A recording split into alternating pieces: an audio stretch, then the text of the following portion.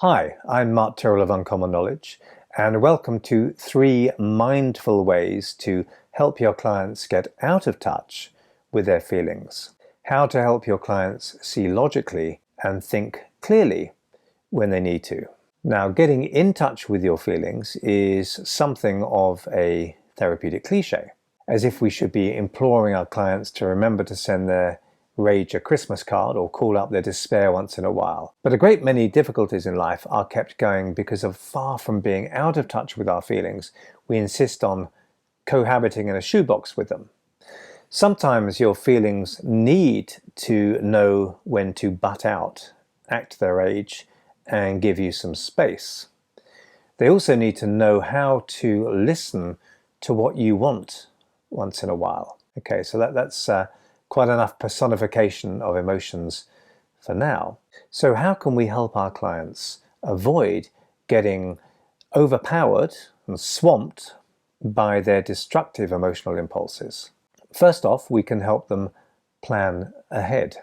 So rather than always being taken by surprise by an emotion and then getting defeated by it, and sorry, I did just promise not to personify emotion anymore, but I just did, we can help clients see and plan for vulnerable times ahead of time so that they can be able to manage their feelings better. So forewarned is forearmed.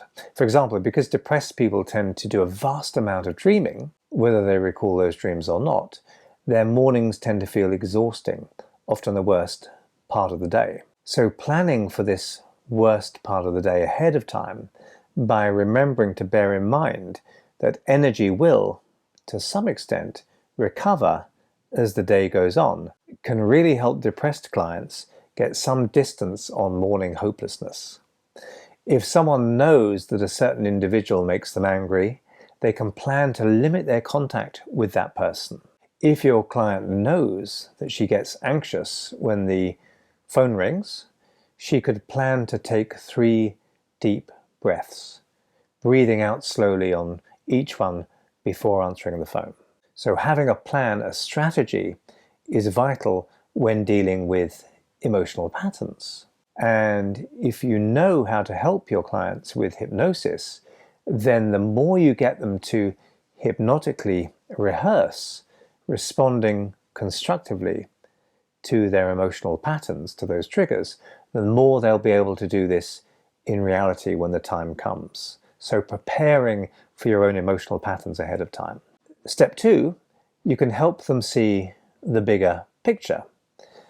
Say you don't like a certain person very much, pretending to like them can, sometimes help a little bit, but is more likely to make you feel resentful and manipulated, and you know that you're kidding yourself and kidding them.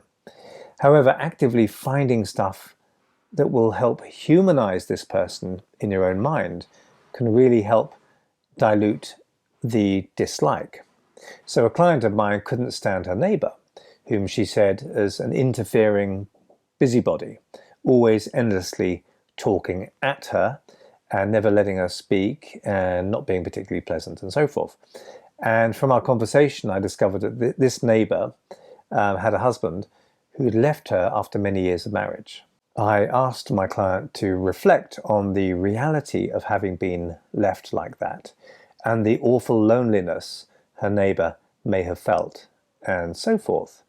Now, although this reflection didn't magically transform her irritation into liking, it did enable my client to feel much more relaxed and less annoyed by her neighbor.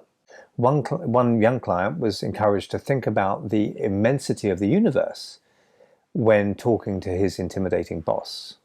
And he was interested in astronomy, so this sort of fit with his interests. This overview perception helped him put encounters with his formerly scary boss into a much more manageable perspective, helped him get out of touch with that fear so that it was no longer there. And number 3, find the tipping point. So emotions can take us by surprise, or they can creep up on us from behind, and before we know it, have us doing, thinking and saying, and of course feeling stuff we'd really rather not. And it might not be very easy to see, but there's always a tipping point. before we get to it, we can always backtrack.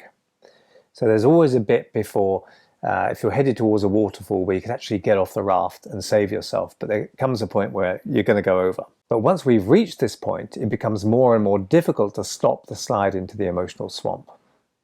If we can teach our clients to locate their tipping point, we can help them rehearse avoiding it.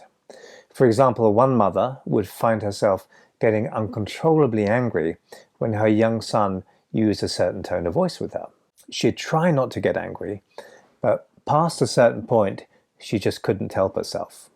So there was a point of no return that she spotted.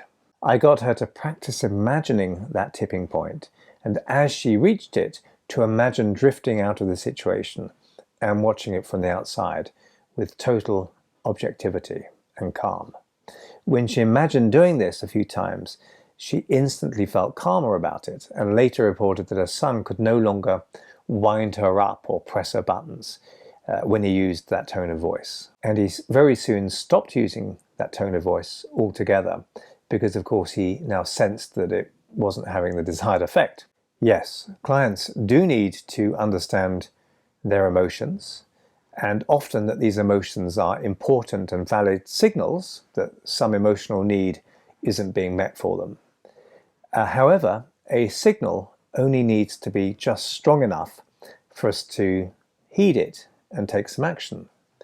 When it's too strong, it becomes a problem in itself. So I hope you found that useful, and if you did, please hit like and subscribe. And if you want to hear when my next video is published, hit the notification bell below. I'm Tyrrell of Uncommon Knowledge, and if you'd like to subscribe to my email newsletter, you can find it over at unk.com/blog, that's unk.com/blog, and thanks for watching.